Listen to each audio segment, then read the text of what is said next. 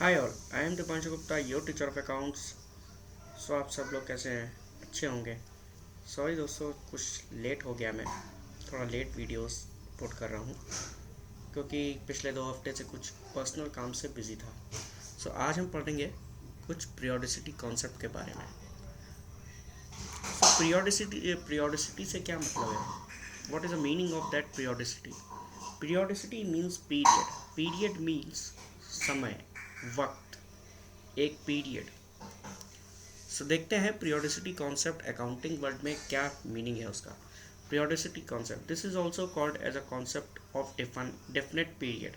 According to this concept, the accountant should prepare after every period and not at the end of life of the entity. Usually this period is one calendar year, and a calendar year generally start from 1st April to 31st March of the following year.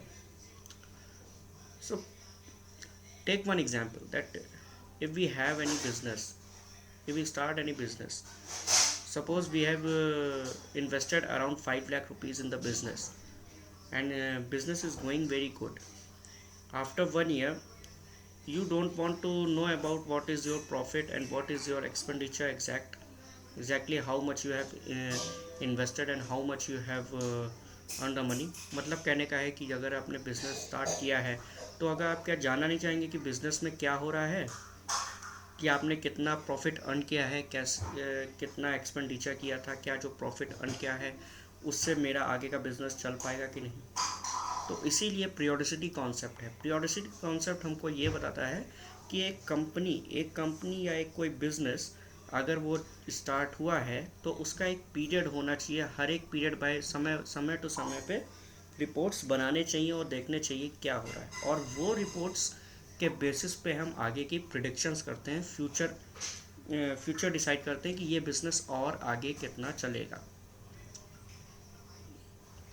जैसे अब generally अगर देखें तो हर एक firm में, हर एक company में रोज़ daily transactions होते हैं और रोज़ डेली बाइंग एंड सेलिंग होती है। फिर प्रोडक्शन होता है रोज़ डेली, तो डेली वेजेस के खर्चे होते हैं। तो वो खर्चे कहाँ रिकॉर्ड करोगे? डॉक्यूमेंटेशंस की एक कॉन्सेप्ट है जिसके बेसिस पे सारी ट्रांजैक्शन रिकॉर्ड किए जाते हैं।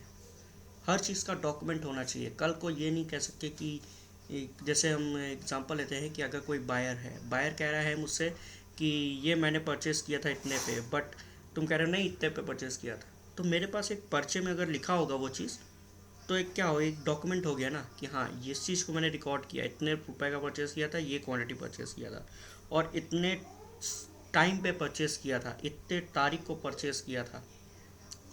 तो ये एक डॉक्यूमेंट है एक उस पीरियड में। जैसे अब अप्रैल में मैंने 10,000 रुपये का सामान परचेज़ किया। 10,000 रुपये का सामान जो परचेज़ किया वो कौन कौन से सेलर से परचेज़ किया, और अगर परचेज़ किया तो कहाँ कहाँ यूज़ किया, तो एक अप्रैल के मंथ में। तो वही एक जनरली में एक साल, जैसे हम सबको पता है कि साल में एक बार हम फाइनेंशियल अकाउंट्स बनाते हैं, फाइनेंशियल स्टेटमेंट बनाते हैं, मतलब profit and loss and balance sheet accounting बनाते हैं।